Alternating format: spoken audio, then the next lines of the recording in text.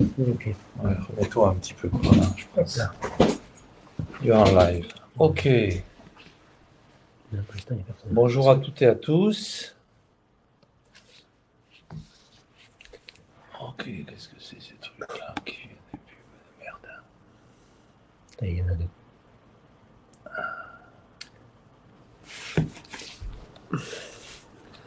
Là, est-ce que le nom est partagé? Est-ce que c'est ça? Est-ce que c'est ça qu'on partage? C'est ça que je voudrais être sûr. Et je ne le suis pas forcément. Bonjour. Quand je reviens là. Oui, oh là, je vois le nombre de personnes qui arrivent.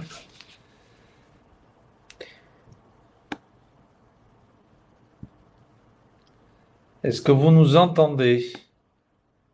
Ou est-ce que vous m'entendez?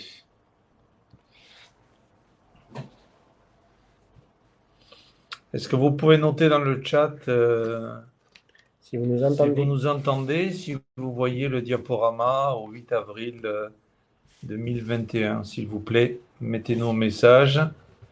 Bonjour Nassim, bienvenue. Est-ce que vous pouvez nous confirmer, Nassim? On vous entend bien, super. Et pour le partage d'écran aussi, Et le partage d'écran, est-ce que vous voyez un costume cravate avec la date du 8 avril? Oui, parfaitement. Ok. C'est impeccable. Très bien. Nous allons profiter un petit peu de ces quelques minutes pour attendre les derniers arrivants.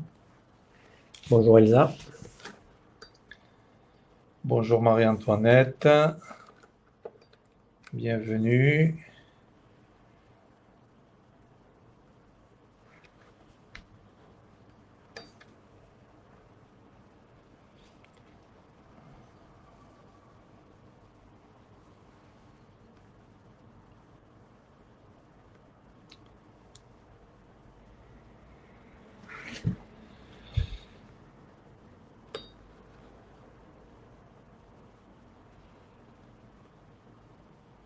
Parfait. Donc, on voit la fenêtre du chat à l'écran. Oui, si je fais ça, je pense qu'on ne la voit plus.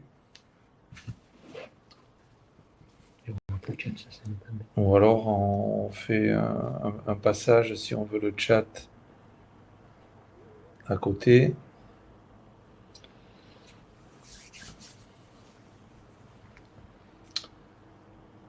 Pour ceux qui sont déjà arrivés, on va attendre évidemment quelques minutes avant de débuter le webinaire pour que les dernières personnes inscrites puissent se connecter. Nous n'attendrons pas trop non plus pour ne pas pénaliser ceux qui sont évidemment arrivés à l'heure. Mais on débutera vers 11h35, grand maximum. Mais d'ores et déjà, bienvenue à tous. Si vous avez des questions, profitez du chat pour les indiquer par écrit. On pourra en tenir compte dans nos exemples de présentation. De toute façon, vous aurez un temps dédié à vos questions, à moins que vous ayez un impératif horaire au-delà de 12h30, heure à laquelle on envisage de terminer cette présentation.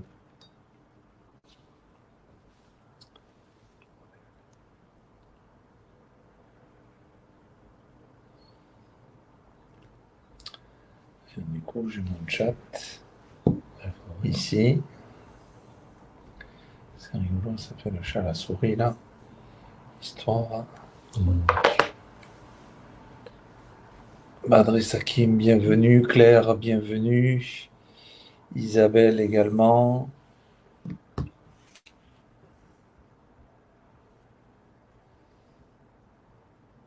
David. Claude, oui, très bien Claude, bienvenue. Benoît. Bonjour messieurs. Nassim, Nadège. Bien, super. Vous êtes déjà. Et Delphine également, bienvenue. Donc, Isabelle. Bienvenue. Ok. Encore une minute ou deux pour les derniers arrivants. Et nous sommes fin prêts pour dérouler les 5 étapes pratiques afin de pérenniser évidemment cette fantastique aventure que représente le Le télétravail. Et télétravail, en effet. Mathieu, qui a une prise de recul d'une année, on pourra évoquer évidemment les éléments pratiques.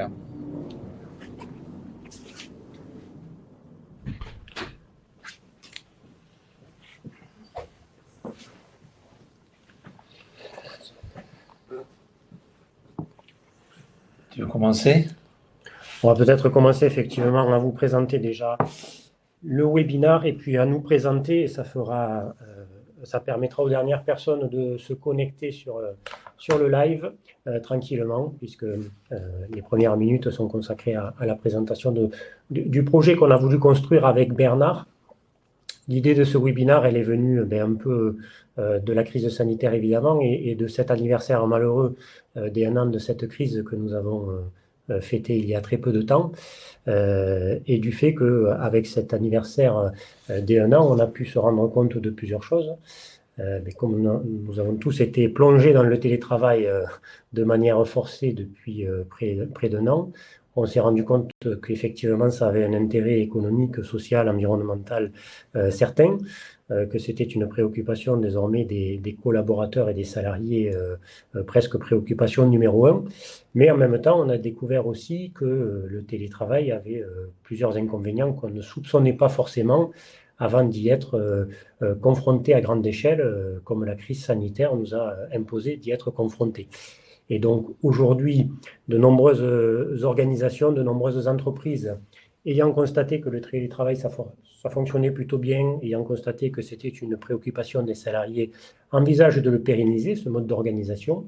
Et on a fait le constat commun avec Bernard sur nos activités respectives, moi pour la partie juridique, lui pour la partie managériale, que pérenniser le télétravail, c'était vraiment un autre projet totalement différent que de le mettre en place en période de crise, et que ça nécessitait de respecter un certain nombre de règles, et tant sur le plan juridique que sur le plan managérial. Et donc ce webinaire, il se donne pour objectif non pas évidemment de répondre à toutes vos questions, parce que dans le temps qui nous est imparti, nous aurons tous une frustration de ce point de vue, on ne pourra pas aborder toutes les questions qui auraient pu être à l'ordre du jour sur ce sujet, mais il se donne pour objectif de vous inviter à vous poser les bonnes questions, à les écrire même peut-être sur un document, que ce soit papier ou virtuel, pour que vous ayez à la fin de ce webinaire les bonnes questions sur le plan juridique, les bonnes questions sur le plan managérial, avant de vous lancer dans un éventuel projet de pérennisation du télétravail à plus grande échelle. Voilà pour l'idée et l'histoire de ce webinaire et l'objectif qu'il se donne. Quelques mots maintenant de présentation sur qui nous sommes. Donc moi, je suis Mathieu Barthès, je suis avocat, je suis spécialisé en droit du travail et de la protection sociale, et je suis membre du cabinet Barthélémy Avocat depuis presque 10 ans maintenant. Donc on fait essentiellement du conseil aux entreprises, et donc depuis maintenant plus d'1 an, évidemment énormément de conseils dans la mise en place du télétravail et dans toutes les problématiques que cela peut poser en termes d'organisation de la durée du travail, d'obligations de sécurité, etc., etc., enfin tout ce qu'on peut imaginer.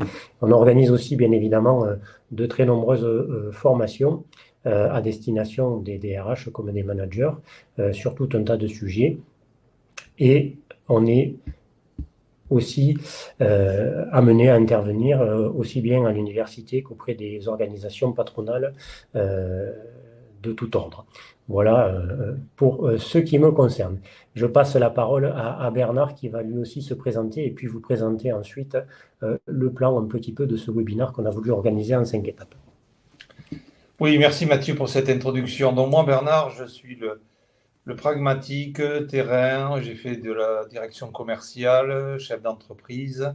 Je me suis formé au coaching. Je fais de la formation d'adultes, évidemment, bien sûr, à la posture managériale. Bon, mes clients disent de moi que je suis quelqu'un de pragmatique, flexible par rapport à la notion de public, confrontant parce qu'à un moment donné, il faut se poser les vraies questions pour avancer, et bienveillant quant à, évidemment, la posture de la personne, de là où elle démarre, évidemment, son aventure. Donc, mes principales actions, évidemment, c'est c'est d'accompagner dans la mise en place de management, l'intergénérationnel, maintenant le télétravail, tout ce qui va, je dirais, déstabiliser les repères d'une posture, je dirais, en général, on parle de leadership qui est naturel, les déstabiliser par un certain nombre d'effets que je vais permettre, je dirais, de corriger. Vous avez quelques exemples de logos de quelques entreprises avec qui je travaille, que j'ai accompagné. Venons au programme, Mathieu. Donc, ce qu'on vous propose, c'est d'avoir quelque chose de très pragmatique. Pour nous, c'est vous devez sortir avec une feuille de route sur les réflexions que vous allez vous faire vis-à-vis de ce qu'on va vous donner comme information. Donc, si vous avez une feuille et de quoi écrire, je vous invite, puisque à chacune de nos interventions, on vous demandera de poser un certain nombre d'objectifs, de réflexions, en ce qui vous concerne, évidemment, par rapport à votre spécificité. Donc, comment nous abordons ces quatre étapes-là? Pour nous, évidemment, de quoi parle-t-on? Il faut poser d'un cadre de fonctionnement, quand il s'agit au télétravail ou d'équipes mixtes sédentaires et à distance. Comment nous allons poser et mettre en place cette organisation pour qu'elle soit la plus optimisée versus productivité, puisque ça c'est souvent l'inquiétude de ne pas savoir ce que font les autres à distance. Repenser les espaces de communication et de performance. Comment peut-on évidemment à distance manager et piloter quelqu'un, je dirais orchestrer cette efficacité. Évidemment, ça, c'est les trois étapes qu'on va aborder sur un domaine individuel. On va passer après, sur les deux dernières étapes, à la partie du collectif, comment fluidifier le fonctionnement des équipes et impulser une dynamique de responsabilisation. Et bien sûr, vous aurez un temps pour des questions, évidemment, que vous pouvez d'ores et déjà poser dans le chat et les possibilités d'action, d'interagir avec nous pour la suite. Donc, pérenniser, Mathieu vous l'a précisé, l'idée c'est d'en faire une force par rapport à votre entreprise. Si vous êtes dans la posture de dire c'est une contrainte, c'est très compliqué, évidemment on va l'aborder, ça dépend le métier que vous faites et l'environnement dans lequel vous êtes.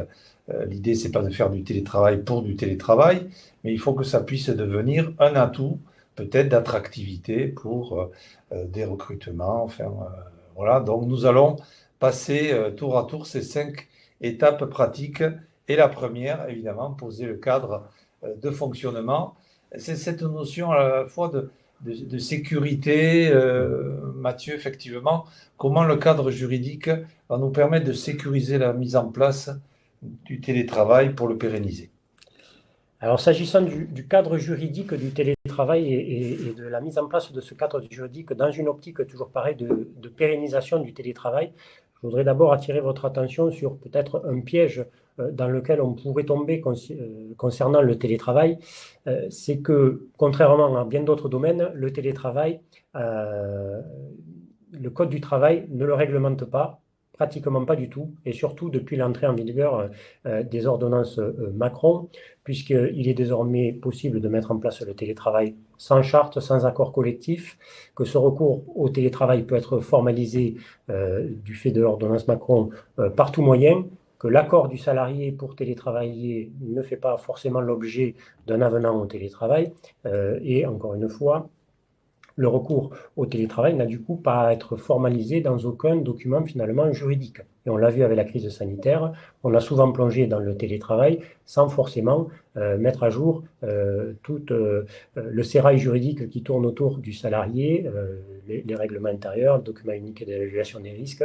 On n'a pas mis en place de charte sur le télétravail, on n'a pas mis en place d'accord collectif, on n'a pas fait d'avenant au télétravail. Tout ça, c'est très bien en situation de crise. Mais même si la réglementation nous permet de le poursuivre dans une optique de pérennisation du télétravail, c'est la fausse bonne idée que de se dire j'ai un cadre juridique assoupli, donc je ne vais rien faire. Au contraire, me semble-t-il, la première des préconisations quand on veut mettre en place le télétravail de manière pérenne, c'est d'en poser le cadre juridique forcément par écrit. Et par écrit dans l'entreprise, ça passe par deux biais possibles du fait de la réglementation actuellement en vigueur, soit un accord collectif, soit une charte rédigée unilatéralement par l'entreprise pour définir le télétravail et les conditions dans lesquelles va s'exercer ce télétravail. Alors vous constaterez peut-être que j'ai indiqué quelque chose de plus précis. Je préconise, il me semble nécessaire de passer par le biais d'un accord collectif à durée déterminée ou d'une charte à durée déterminée. Pourquoi dans un premier temps un accord collectif à durée déterminée ou une charte à durée déterminée? Parce que pérenniser le télétravail, ça ne s'improvise pas, ça va probablement permettre de découvrir des écueils, des erreurs, des modèles qui ne fonctionneront pas. Et l'avantage d'un accord collectif à durée déterminée ou d'une charte à durée déterminée, comme son nom l'indique, c'est qu'elle est forcément à durée déterminée, que ça permet de faire le point au bout d'un certain temps pour voir ce qui fonctionne, ce qui ne fonctionne pas, et éventuellement repartir sur une nouvelle organisation pour la suite, voire même abandonner éventuellement la démarche télétravail si on se rend compte que ça ne fonctionne vraiment pas. Donc les deux premiers conseils seraient, premièrement, de penser à poser le cadre juridique par écrit, deuxièmement, à se permettre d'avoir une période d'expérimentation qui me paraît nécessaire.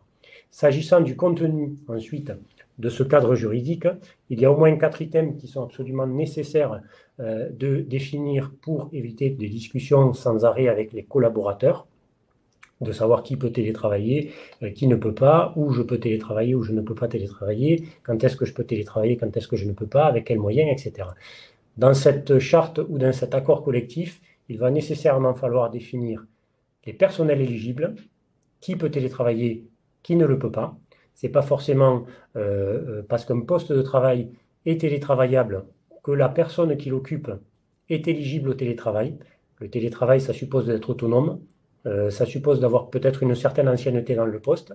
Ça suppose tout un tas de critères que je peux définir dans mon accord. L'avantage, quand j'ai posé la règle dans un accord collectif ou dans une charte, c'est qu'au moins, elle est claire pour le collaborateur et on ne peut pas se plaindre éventuellement d'une inégalité de traitement si un collaborateur est éligible, l'autre ne l'est pas, à partir du moment où les règles qui ont été fixées dans cet accord ou dans cette charte sont évidemment respectueuses d'une inégalité de traitement. Mais je peux parfaitement prévoir que le poste ne deviendra éligible qu'à partir du moment, par exemple, où il a été occupé pendant au moins 2 ans par le collaborateur. Deuxième point essentiel, définir le nombre de jours télétravaillables. Toutes les études actuelles sur le télétravail démontrent que 1 à 3 jours grand maximum de télétravail par semaine, c'est quelque chose de raisonnable pour des collaborateurs.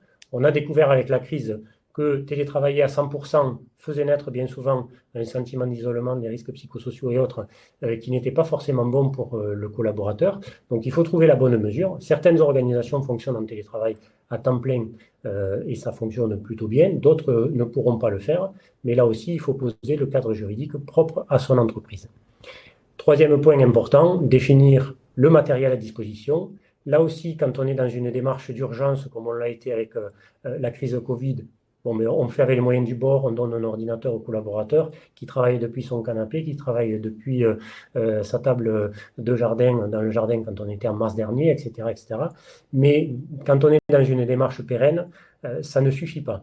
Il faut penser à l'ergonomie du poste de travail, il faut penser à une connexion fiable, il faut penser à tout un tas de choses auxquelles on ne pense pas forcément quand on est dans une démarche d'urgence. Et enfin, définir aussi le lieu du télétravail. Alors ça peut paraître absurde parce qu'on se dit, mais le télétravail c'est forcément depuis le domicile du salarié, donc pourquoi je définirais le lieu du télétravail? Ben non, précisément, le télétravail c'est pas forcément depuis le domicile du salarié, et c'est peut-être mieux d'ailleurs si ça n'est pas au domicile du salarié pour tout un tas de raisons, notamment quand on le verra tout à l'heure en termes d'obligations de sécurité. C'est vrai qu'il est difficile de garantir la sécurité et la santé du salarié depuis son domicile, notamment de s'assurer que son poste de travail est conforme en termes d'ergonomie et autres. C'est peut-être plus facile si on le fait depuis ce qu'on appelle des tiers-lieux, qui seraient référencés et qui nous garantiraient d'avoir un matériel conforme, par exemple. Donc définir le lieu de travail, c'est une vraie question, là aussi stratégique, et il faut que l'entreprise se positionne sur ce point. Donc si vous vous placez dans une démarche de pérennisation du télétravail, je pense que si vous assistez à ce webinaire, c'est que vous êtes dans cette démarche, vous pouvez, parmi ces items, sélectionner les 3 actions qui vous paraissent prioritaires pour actionner cette démarche de pérennisation du télétravail dans votre entreprise et noter les 3 points sur lesquels il vous appartient effectivement de progresser. Je vous laisse peut-être un peu de temps pour le faire et je passe la parole à Bernard pour le volet management du cadre concernant le télétravail. Voilà Mathieu, un cadre bien posé, de savoir effectivement dans quel environnement est l'équipement et si la personne est éligible. Donc ça c'est important que l'entreprise effectivement le pose.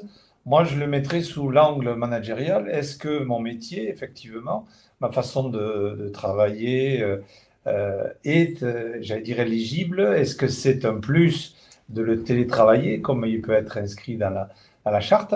Mais le mot éligible, moi, je le transformerai. Est-ce que les gens sont compétents sur cette posture du télétravailleur, hein? Est-ce que je suis apte pour effectivement l'amener à cette notion d'autonomie, tu l'as dit Mathieu, de responsabilité, d'apporter de la valeur, ça veut dire qu'il peut contribuer à distance, il peut interagir et il n'est pas dans ce sentiment, on en reparlera, d'isolement.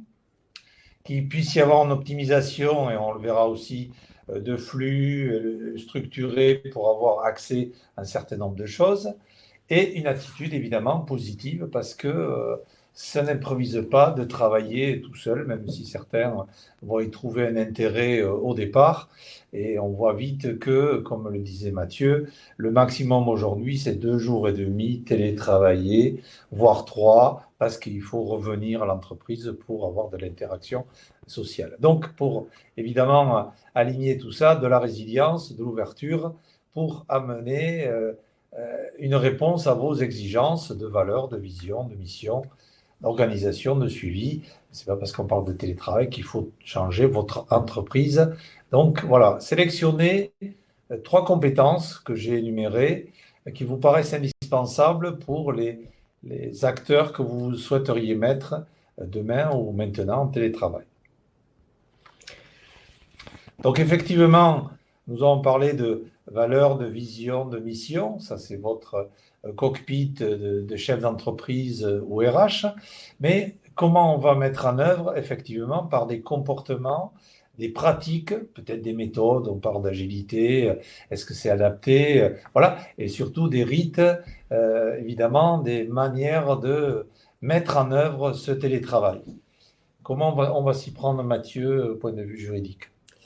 Alors effectivement, si on envisage de mettre en place le télétravail de manière pérenne dans l'entreprise, il va falloir optimiser son organisation sur le plan juridique et on va se confronter à tout un tas de difficultés. Alors j'en ai sélectionné 2, on peut pas encore une fois tout aborder aujourd'hui, mais l'une des difficultés auxquelles on va s'exposer en tant qu'entreprise pour respecter la législation relative au droit du travail, si on envisage de pérenniser le télétravail, c'est que le télétravailleur, comme tout autre travailleur, dispose d'une obligation de sécurité qu'on appelait il y a encore quelques années de résultat, mais en tout cas une obligation de sécurité renforcée. Et cette obligation de sécurité, elle s'applique aussi bien aux télétravailleurs qu'aux travailleurs sédentaires. Or, la distance fait que parfois, elle est plus difficile à mettre en œuvre. Et donc, il va falloir prendre en considération tout un tas de nouveaux risques, notamment liés à l'isolement, mais pas que. Je parlais tout à l'heure de l'ergonomie du poste de travail. Ça va être aussi une vraie problématique parce que comment je contrôle le domicile du salarié et l'ergonomie de son poste de travail dans un lieu qui, par définition, n'est pas soumis à mon pouvoir de direction, c'est une vraie problématique à laquelle il faut répondre avant de s'engager dans une démarche de pérennisation du télétravail. Et donc, ça va nécessiter toute une démarche de réflexion sur l'analyse des risques et sur l'analyse des risques et donc nécessairement une mise à jour du document unique d'évaluation des risques, une mise à jour du règlement intérieur et aussi une prise en compte de l'isolement du télétravailleur. Ça, c'est le premier point, donc l'obligation de sécurité de résultat. Et sur le second point, c'est la réglementation relative, elle, à la durée du travail qui s'applique, elle aussi, de la même manière aux télétravailleurs qu'aux travailleurs sédentaires. Or, là aussi, le contrôle est plus difficile du fait de la distance et se pose la question, effectivement, d'avoir un collaborateur disponible quand je le souhaite ou quand je ne le souhaite pas, et de respecter cette césure qu'il doit y avoir nécessairement entre la vie privée et la vie professionnelle. Pour cela, il y a des règles qui sont désormais inscrites un petit peu dans les démarches télétravail. Il va falloir définir des plages de disponibilité pour s'assurer d'avoir le collaborateur à disposition. Il va falloir garantir le droit au respect de la vie privée du collaborateur, ce qui passe forcément par la garantie, et on le voit de plus en plus ce terme apparaître à la fois dans les conventions collectives et puis désormais dans le Code du travail, garantir le droit à la déconnexion du collaborateur, puisque la distance peut faire que le collaborateur surréagit et surtravaille, et donc il faut impérativement, un peu comme on respectait le droit au repos du salarié sédentaire, assurer ce droit à la déconnexion qui est finalement le droit au repos numérique en fait. Donc couper les accès du collaborateur au serveur, l'interdire d'envoyer des mails après une certaine heure ou avant une certaine heure. On peut passer par une démarche soit proactive, soit de dissuasion, mais dans tous les cas, il faut trouver les éléments qui vous permettront de respecter ce droit à la déconnexion. Et donc là, vous pouvez faire là aussi un petit jeu qui est d'essayer de définir comment vous, dans votre organisation, vous pourriez avoir au moins 2 pratiques qui permettent de garantir ce droit à la déconnexion et ce droit derrière à la vie privée du collaborateur. À toi, Bernard, pour la version. Voilà des contraintes intéressantes qui, au passage, Mathieu, on n'a pas entendu le télétravail pour déconnecter les gens, pour fermer les bureaux à certaines heures, parce que évidemment, il y avait une invasion quelque part du travail où les gens étaient en sur-travail ou moins efficaces sur le temps de travail. Donc, managériellement, pour les conditions pour réussir cette mise en œuvre, effectivement, tu l'as dit, c'est le mot temps. Comment on va cadrer un temps synchrone et asynchrone? Synchrone, ça veut dire des temps de coopération, d'échange. Est-ce que c'est le matin en démarrant la journée, 5-10 minutes en visio pour échanger un café virtuel, voilà. Asynchrone, des temps où je vais travailler seul ou en interaction avec un binôme si je suis sur un modèle projet. Voilà, donc ça va être important de bien le cadrer. Et évidemment, l'a dit Mathieu, le temps vie privée et vie professionnelle, d'avoir ces limites de temps bien cadrées et qui soient acceptées par tous. Hein. C'est pas de dire, effectivement, tu travailles plus ou moins, et on va le voir après sur la notion de performance. Donc, retrouver un temps informel, la machine à café, tout le monde rêve évidemment de retrouver, qui est un lien social fabuleux. Donc, ces temps informels, café virtuel, ou des temps informels où les gens vont se retrouver pour partager leur vécu, leur ressenti, une situation sans structure, je dirais, particulière d'ordre du jour. Et ça, c'est important de le préserver. Et bien sûr, de challenger vos collaborateurs et collaboratrices sur l'équation. Quel temps je passe pour avoir quel résultat d'impact sur ma productivité, effectivement. Donc, l'idée, c'est de créer à la fois de nouveaux repères parce que vous êtes dans un espace que vous ne maîtrisez plus en termes de management, évidemment. Et donc, à ce moment-là, trouver des espaces où vous vous sentez efficace, où vous êtes valorisé, où vous interagissez et où vous partagez. Donc, je vous invite à sélectionner les 3 situations, conditions qui pourraient être applicables demain par rapport à cette notion de management de l'organisation du télétravail. Donc Mathieu, la 3e étape déjà, hein, nous avons sécurisé, nous avons mis en œuvre les conditions de réussite de l'organisation.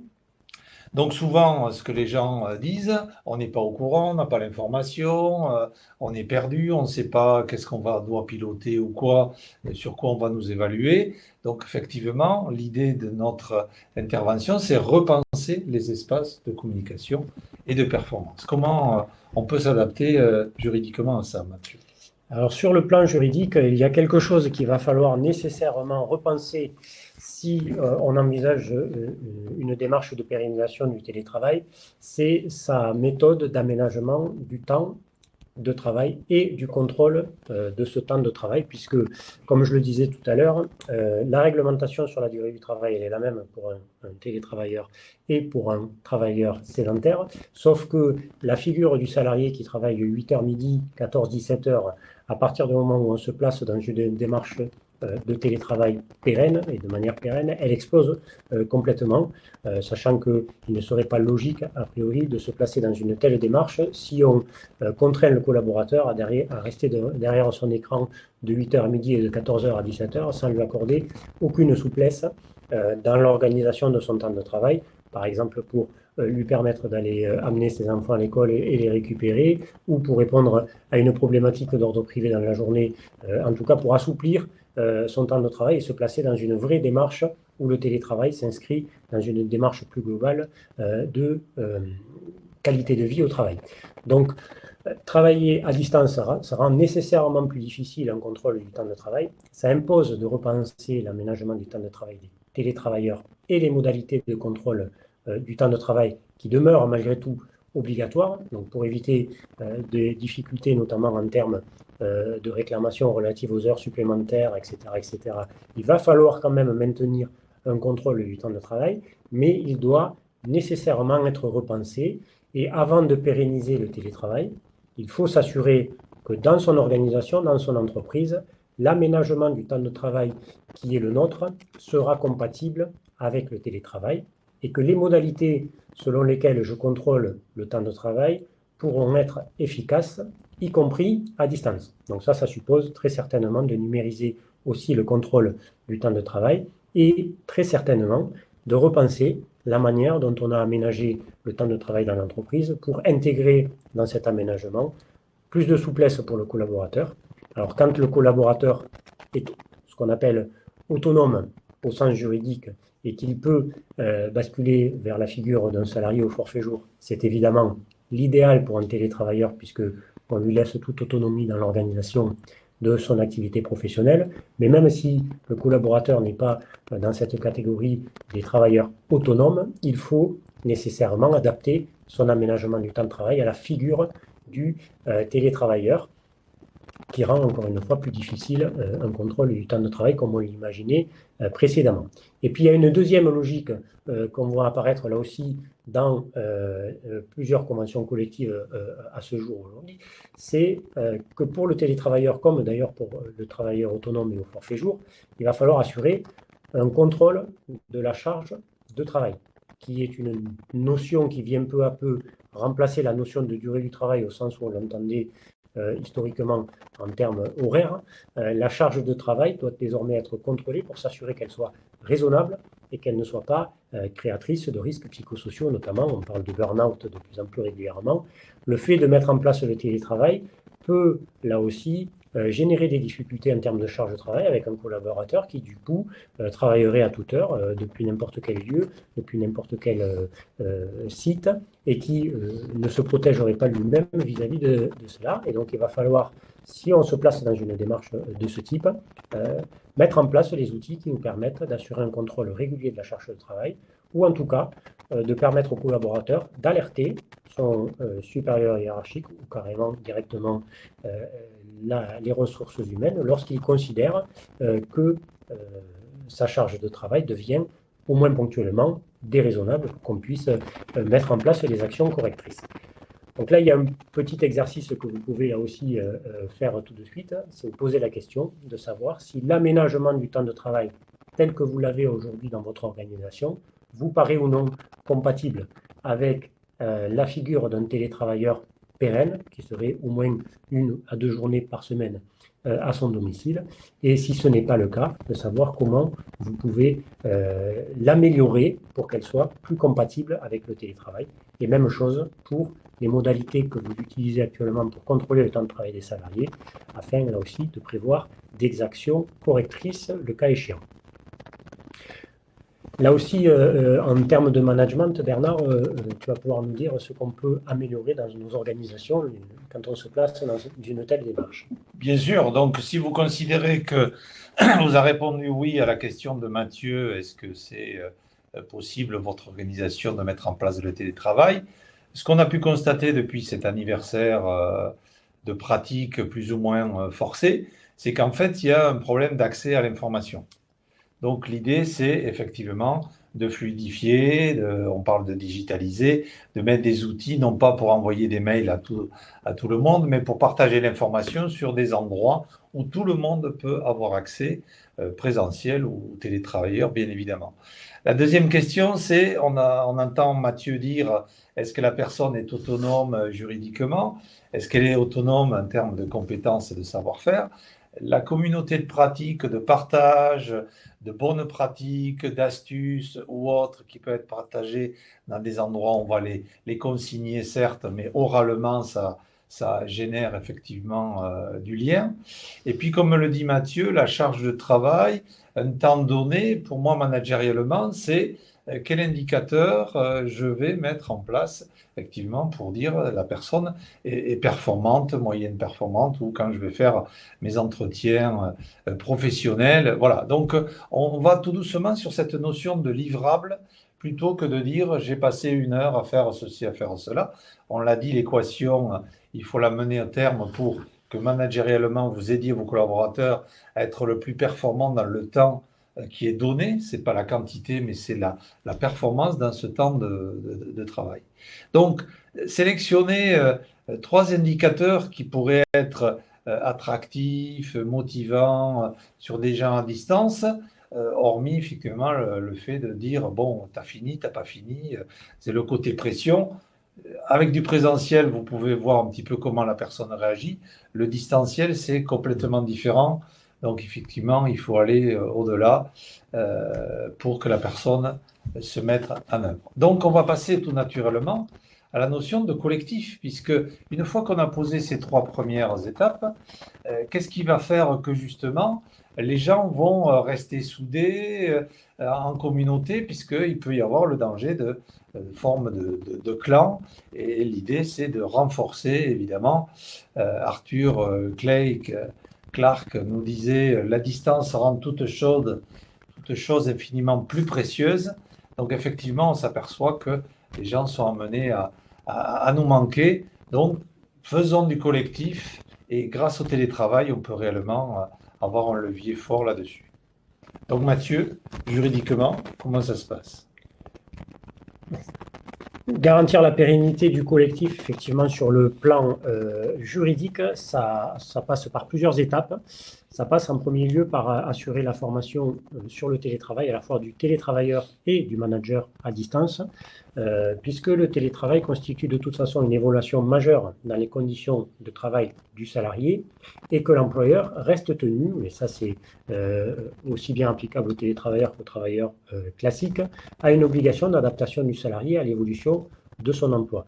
Ça va nous imposer, lorsqu'on se place dans une démarche, là encore, de pérennisation du télétravail, une formation du télétravailleur afin de s'assurer de son adaptation à ces nouvelles conditions de travail, adaptation au numérique, adaptation à l'isolement, et on est bien dans la démarche d'intégration et de réintégration au collectif, nouvelles formes de management, et là ça suppose de former non seulement le collaborateur, mais aussi bien évidemment son manager. L'intégration du télétravailleur au collectif, elle passe aussi par un strict respect de l'égalité de traitement. Là encore, c'est la simple application du Code du travail. De la même manière qu'un salarié en CDD doit être traité de la même manière qu'un salarié en CDI, un salarié qui travaille à distance doit être traité de la même manière qu'un salarié qui travaille au bureau en sédentaire. Stricte application du principe d'égalité de traitement. Avec malheureusement d'ores et déjà des incertitudes juridiques, vous en avez peut-être entendu parler du débat juridique qu'il peut y avoir autour du fait d'accorder ou non des tickets restaurants, par exemple, aux télétravailleurs. Débat juridique qui reste à ce jour parfaitement ouvert, puisque vous avez peut-être entendu cette anecdote un peu curieuse sur le plan juridique et sur le plan de la sécurité juridique, malheureusement, puisqu'on a eu 2 décisions au mois de mars de 2 juridictions parisiennes, l'une en banlieue, l'autre du TGI de Paris, qui, pour l'une, nous dit qu'un télétravailleur est placé dans la même situation qu'un travailleur classique du point de vue des tickets restaurants et que donc il convient de les lui accorder. Et pour l'autre, on nous dit que le télétravailleur n'est pas dans une situation strictement identique et que donc il n'a pas besoin de bénéficier des tickets restaurants. Donc, il y aura toujours une petite incertitude en matière juridique, mais quoi qu'il en soit, il faut respecter d'une manière générale un principe d'égalité de traitement, en tout cas salarial, ça c'est certain, entre le télétravailleur et le travailleur à distance. Et puis garantir la pérennité du collectif sur le plan juridique par rapport aux télétravailleurs, c'est aussi s'assurer la représentation collective du télétravailleur. Et ça, c'est peut-être plus compliqué encore. Le télétravailleur, il doit avoir un égal accès aux représentants du personnel par rapport aux travailleurs classiques. Donc ça suppose d'organiser peut-être une communication électronique avec le CSE, avec les représentants du personnel, avec les délégués syndicaux, etc., etc. En tout cas, pouvoir permettre aux représentants du personnel de garder un contact avec les télétravailleurs, y compris peut-être pour ce qui est de la commission santé et sécurité, pouvoir permettre un accès au domicile du salarié, qui passe bien évidemment par l'accord du salarié, puisqu'on rentre là dans le domaine de la sphère privée. Et quoi qu'il en soit, pour que le collectif s'organise, pour que le CSE puisse remplir correctement l'intégralité de ses fonctions, il faut normalement qu'il puisse accéder à tous les postes de travail, donc aussi aux postes de travail des télétravailleurs. Et donc ça passe par nécessairement l'ouverture d'une négociation, en tout cas d'une discussion sur le dialogue social dans l'entreprise, la mise en place de nouvelles formes de communication syndicale, la mise en place de nouvelles formes de communication entre les représentants du personnel et les travailleurs, et particulièrement les télétravailleurs, pour pas que le lien soit coupé pendant le ou les jours pendant lesquels le travailleur sera éloigné du poste habituel de travail. Voilà en gros les réflexes qu'il faut avoir sur le plan collectif pour continuer à intégrer le télétravailleur à la collectivité de travail et surtout respecter les obligations que nous impose le Code du travail en la matière à ce jour, puisque le Code du travail à ce jour maintient la même réglementation. Je pense que ce sera le cas à l'avenir pour le télétravailleur et pour le travailleur, on va dire, classique. Là aussi, on va voir avec Bernard les principaux réflexes qu'il faut adopter en termes de management pour garantir la pérennité de ce collectif. Alors c'est vrai que Mathieu, c'est intéressant ces contraintes collectives que tu nous exposes, parce que ça nous amène à réfléchir la qualité de vie au travail, quelque part dans le collectif. Et moi, je vois bien que la posture, tu as parlé de formation des managers, la posture des managers, pour moi, doit amener à cette évolution d'une posture de facilitateur ou facilitatrice. Et ça veut dire que ce n'est pas une posture hiérarchique, c'est un peu un mode projet. Alors certains qui pratiquent l'agilité diront que le manager a quelques difficultés à se positionner. C'est pour ça que l'idée, c'est effectivement de pouvoir accompagner, donner du sens à l'évolution de ce management, mais stimuler aussi le collectif par le fait que c'est eux qui prennent des initiatives, c'est eux qui prennent la parole sur certains sujets, et que vous partagez avec eux les enjeux, les orientations, qui comprennent comme s'ils étaient quelque part des entrepreneurs à leur poste, pour bien comprendre l'entreprise où elle va et quelles contributions ils peuvent se positionner par rapport à leur contribution collective, c'est le cas. Créer, bien sûr, en tant que facilitateur, des espaces de création, d'innovation, même à distance, c'est tout à fait possible, de réflexion par intermédiaire ou par étape intermédiaire avant d'arriver à un collectif, si vous avez un collectif important, sur des notions, comment on se sent sur ce nouveau projet, perception et surtout conception de l'évolution de notre façon de travailler sur nos méthodes. On a parlé d'optimisation par rapport à la performance précédemment, mais pourquoi pas aller jusqu'à leur demander comment ils voient leur entreprise, puisque l'idée c'est de se l'approprier demain. Et bien sûr, de décaler autant possible que se faire nouvelles expériences. On voit quelques anecdotes de certaines entreprises qui font des jeux de piste, des chasses au trésor numériques, voilà, des choses qui vont faire que les gens se voit différemment comme quand on est en présentiel pour mieux s'apprécier et mieux travailler ensemble. Pourquoi pas faire une présentation, du théâtre. Tout est possible avec les outils que nous avons. Donc je vous invite à poser sur cette diapo trois objectifs de, j'appelle moi, renforcement, ce qui pourrait aider, je dirais, à faire progresser vos managers dans cette nouvelle posture que vous avez peut-être déjà installée. Donc, pour aller plus loin, ce collectif, il peut être au stade de l'équipe, certes, mais il y a aussi le collectif de l'entreprise tout entière. Et pour moi, enfin pour nous, j'allais dire, c'est d'impulser une dynamique de responsabilisation. On n'a pas arrêté de donner le mot autonome, hein, Mathieu. Donc effectivement, et je pense que le meilleur cap à donner pour cette idée de responsabilisation, en quoi moi je peux contribuer avec mon équipe, avec mon projet, c'est de m'associer au projet d'entreprise. Qu'est-ce que l'entreprise veut m'amener à développer? Donc je garde la main pour le management, c'est vivre son implication dans son projet d'entreprise.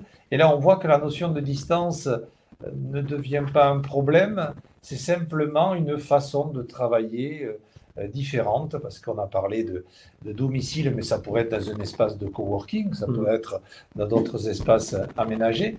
Donc, l'idée, et on le voit par rapport au télétravail au niveau managérial, il y a deux choses qui ressortent énormément, c'est la sécurité dont on a parlé, et c'est la notion de confiance, voire de transparence. Parce que, bon, voilà, on a ce sentiment d'isolement.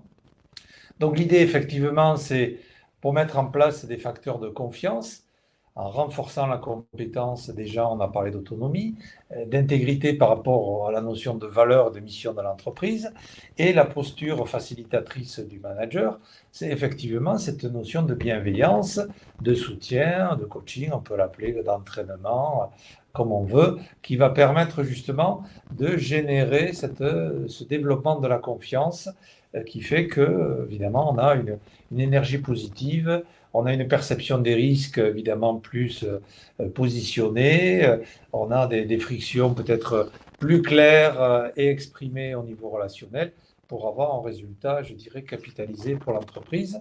Donc, parmi tous ces éléments-là, quels seraient pour vous les trois leviers qui seraient applicables demain pour générer la confiance au travail grâce au projet de votre entreprise? Après, si vous n'avez pas de précis, évidemment, ça peut être une approche que nous pouvons mettre en place. Donc, Mathieu, juridiquement, par rapport à cette implication, cette responsabilisation, qu'est-ce que tu proposes? Intégrer le télétravail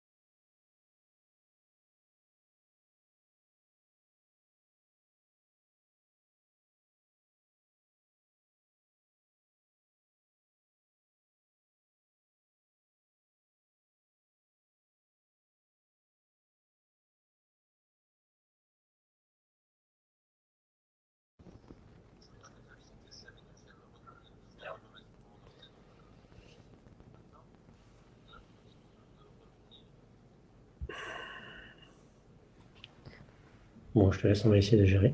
Merde. Repartage l'écran. Remets-toi sur ça. Partage l'écran. Bon, on va essayer de voir. Oh, mais ça. Ok, merci. Ouais. Alors, bien, il semblerait. Où est-ce que je suis? Il semblerait qu'on ait eu un problème de connexion. Est-ce que quelqu'un peut nous le confirmer par le chat et puis surtout nous dire à quel moment on aurait été déconnecté? Voilà, on vous entend à nouveau. Donc si tu repartages l'écran, c'est bon. Ok. Partage d'écran, c'est bon. Dans le chat, où est-ce que je l'ai moi maintenant? J'arrive plus à le retrouver. Ok, voilà. Évidemment, il a changé de côté. Il me joue à la souris avec le chat. Voilà. Oui.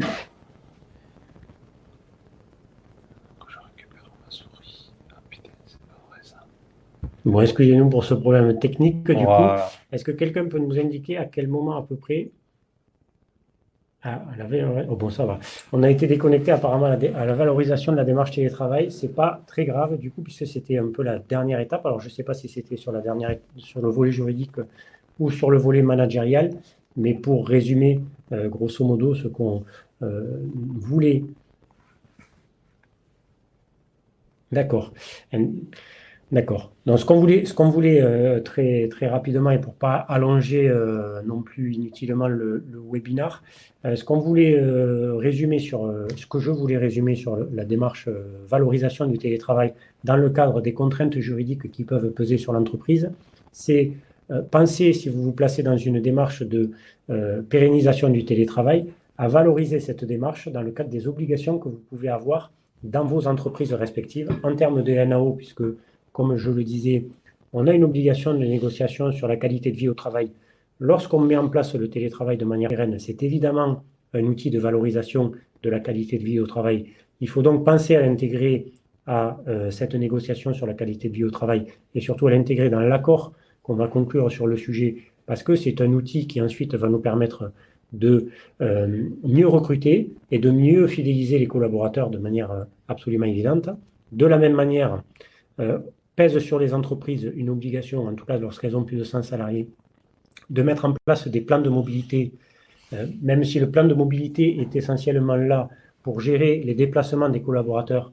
Évidemment, qu'en se plaçant dans une démarche de télétravail, on va pouvoir gérer mieux les déplacements des collaborateurs puisqu'on les supprime. Donc, c'est ce qu'il y a de mieux dans un plan de mobilité.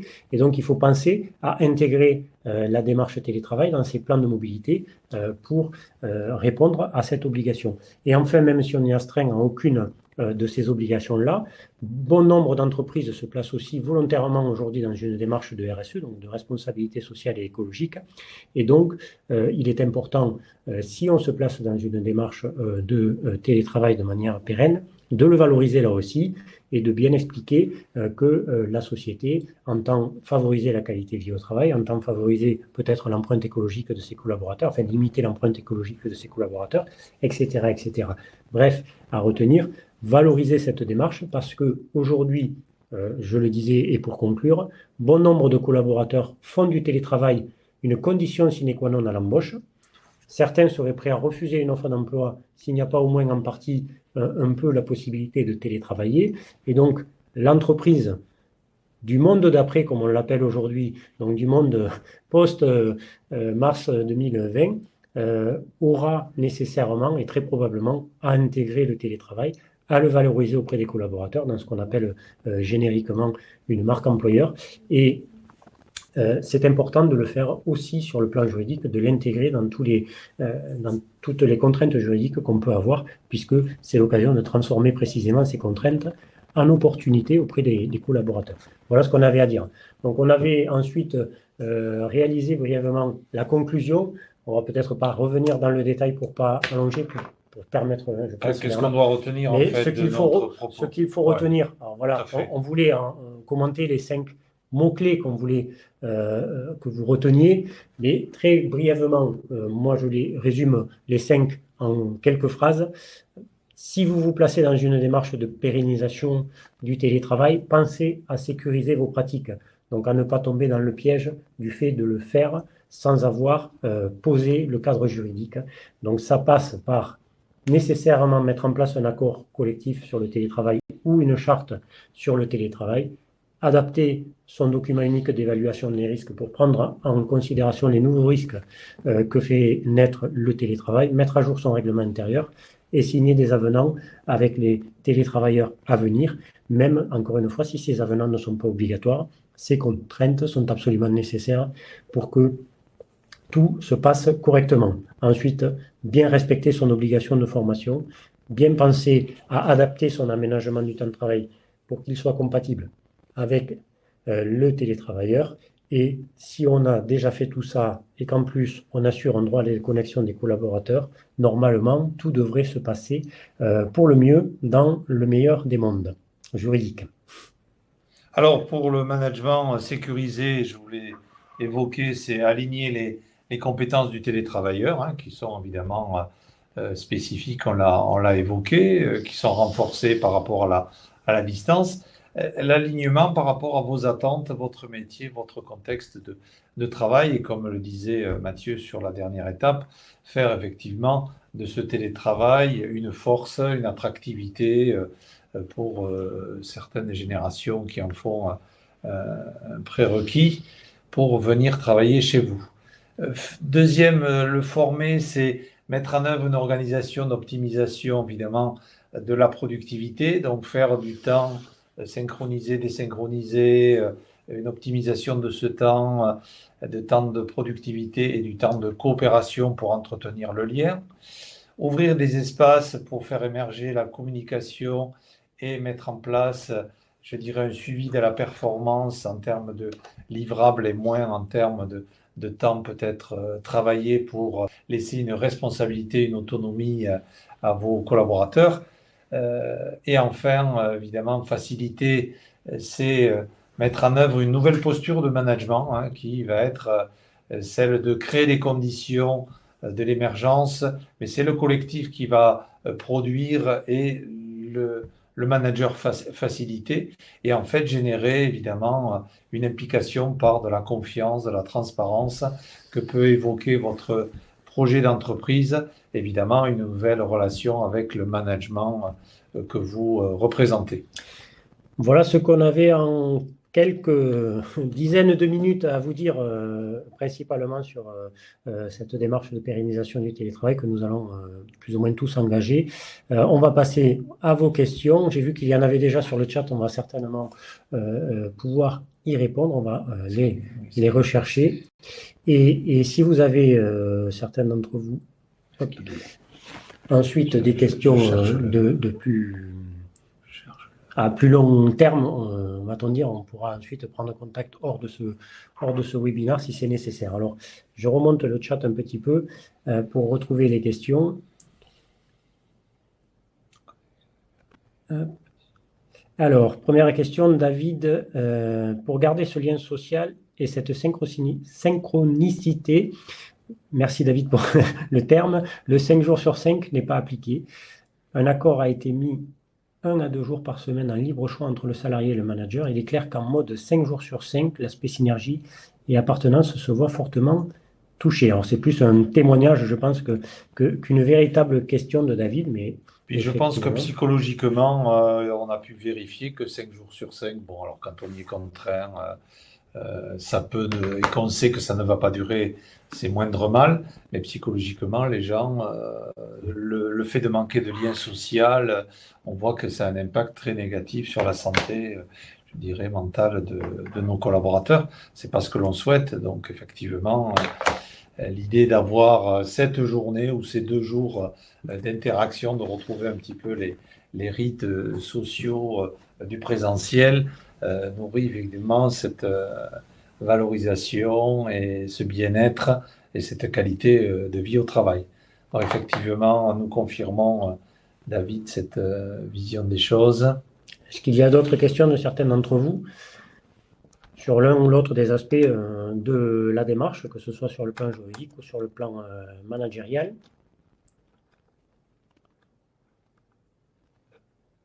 N'hésitez pas, hein, toute question est bonne à prendre. ou tout témoignage d'ailleurs, si vous avez des témoignages sur la mise en place du télétravail dans vos organisations respectives, les difficultés que ça a pu poser, ou alors les bienfaits que ça a pu apporter aussi, puisqu'il n'y a pas évidemment que des difficultés, bien loin de là.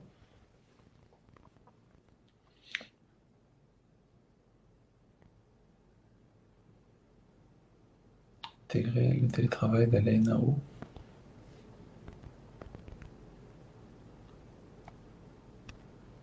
Non, aucune question. C'est toujours plus compliqué d'obtenir la première souvent, et après on en a d'autres.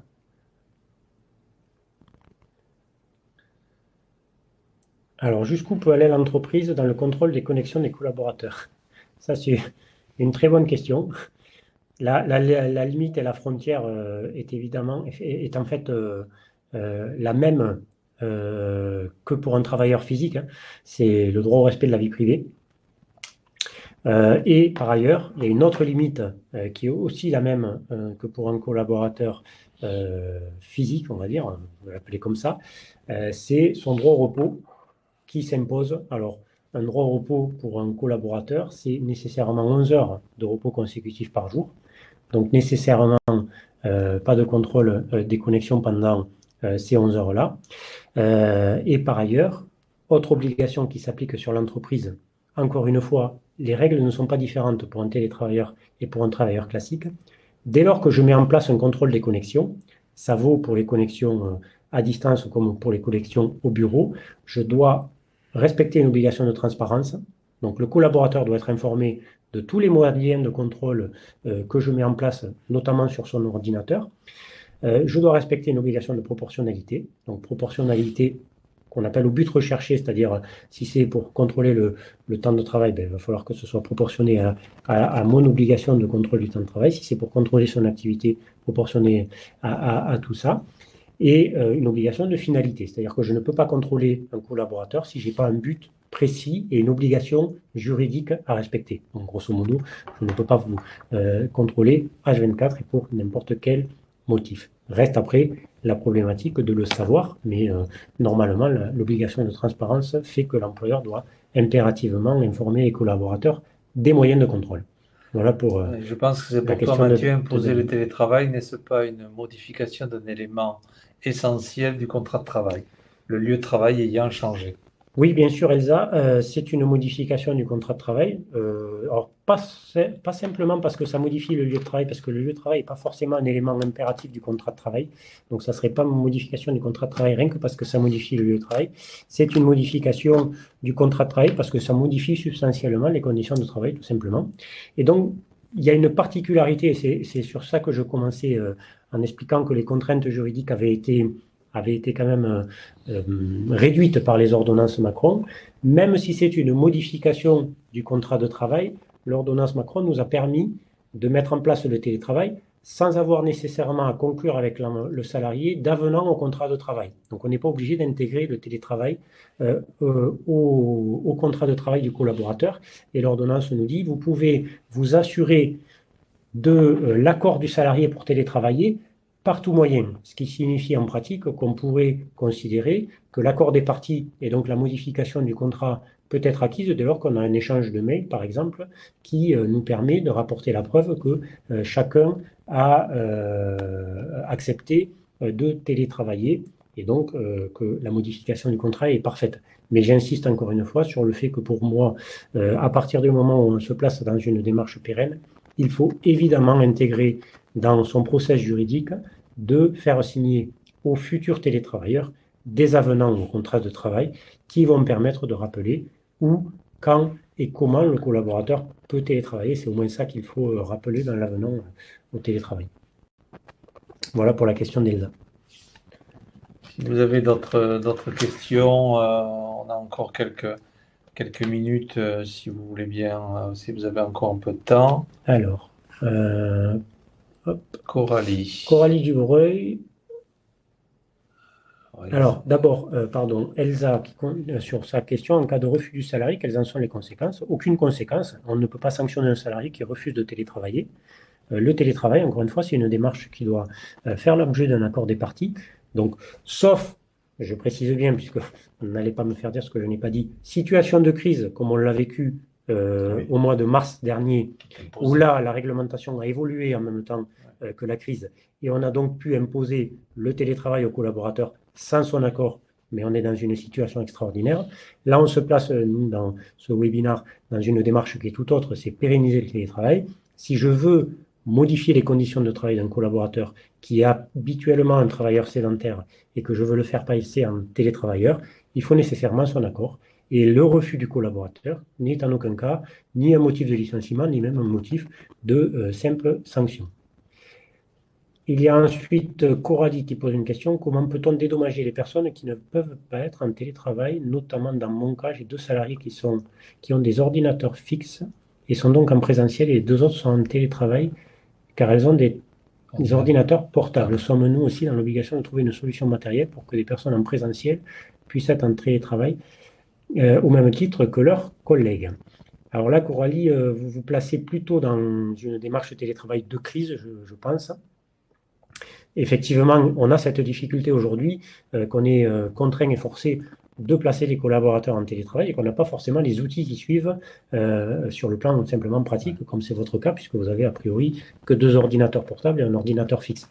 Bon, ça pose pas vraiment de problème d'égalité de traitement parce qu'on est en situation de crise, mais ça ne se concevrait pas si on était en situation lambda, on va dire. Donc on ne pourrait pas, comme ça, continuer à prendre pour motif un problème matériel pour justifier une différence de traitement.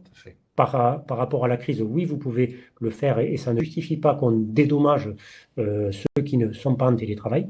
En revanche, sur le plan sanitaire, ça peut poser une difficulté puisque vous avez quand même 2 travailleurs qui, si je comprends bien, restent travailler en physique sur place. Donc ça suppose de bien respecter les gestes barrières pour ces 2 collaborateurs et éventuellement même pour limiter peut-être le risque de contamination sur ces 2 collaborateurs, d'organiser peut-être une rotation pour que ce ne soit pas toujours les mêmes qui soient en fixe et les autres qui télétravaillent. Mais dans la situation de crise, vous n'avez pas à les dédommager particulièrement. David nous demande, l'entreprise doit-elle obligatoirement prendre en charge les frais pour exercer dans de bonnes conditions le télétravail? Achat de sièges, écran, frais de box, Internet, etc. Est-ce au choix de l'entreprise? David a définitivement le don de poser les bonnes questions, puisque c'est une question qui va nécessiter que le droit évolue très certainement. Parce qu'il y a eu là aussi une difficulté, c'est que les ordonnances Macron ont prévu qu'à partir du moment où c'est le collaborateur qui sollicitait l'entreprise pour télétravailler, il n'y avait pas d'obligation de prendre en charge les coûts que ça pouvait représenter. La difficulté qu'il y a, c'est que l'ordonnance n'a pas expliqué quels étaient les coûts qu'elle considérait être comme ne pas être nécessairement à prendre en charge par l'entreprise. Or, manifestement, quand une entreprise expose un collaborateur à des coûts et à des frais professionnels, elle est dans l'obligation normalement de les lui rembourser. Donc pour moi, mais à ce jour on n'a pas de confirmation juridique, donc c'est une simple position de ma part, ça concerne les frais de box, d'internet, d'électricité, au plus. Donc ça veut dire que ces frais-là, je ne suis pas obligé de les prendre en charge au collaborateur à partir du moment où c'est lui qui m'a demandé à télétravailler. En revanche, si je me mets dans une démarche beaucoup plus globale et que je mets en place le télétravail comme un nouveau mode d'organisation du travail dans l'entreprise, si je pars du principe que je veux respecter, je vous l'ai dit tout à l'heure, mon obligation de sécurité, je vais nécessairement devoir aménager le poste de travail du collaborateur, y compris à son domicile. Et donc, acheter, comme vous le dites, un siège, un écran, etc. Donc des frais beaucoup plus lourds.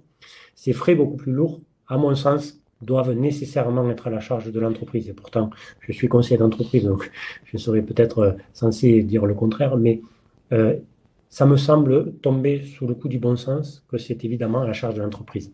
Encore une fois, bien distinguer télétravail pérenne, télétravail de crise. Depuis le 16 mars dernier, je n'ai, moi, entreprise, aucune obligation de prendre en charge les frais du télétravailleur s'il s'est acheté un siège, s'il s'est acheté un bureau sans me prévenir, même parfois, ça c'est de son propre chef, Ouais, pas besoin de le lui rembourser. Par contre, si c'est moi qui fais la démarche de dire aux travailleurs, il va falloir maintenant que vous restiez à votre domicile 1 à 2 jours par semaine et je vais vous aménager votre poste, là, évidemment, ce sont des frais professionnels que je prends en charge.